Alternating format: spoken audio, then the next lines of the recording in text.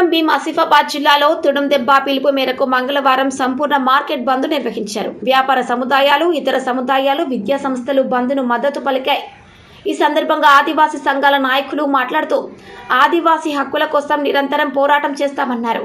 కేంద్ర రాష్ట్ర ప్రభుత్వాలు ఆదివాసీ హక్కులైన ఆదివాసీ చట్టాలను ఏజెన్సీ ప్రాంతాల్లో పకడ్బందీగా అమలు చేయాలని డిమాండ్ చేశారు.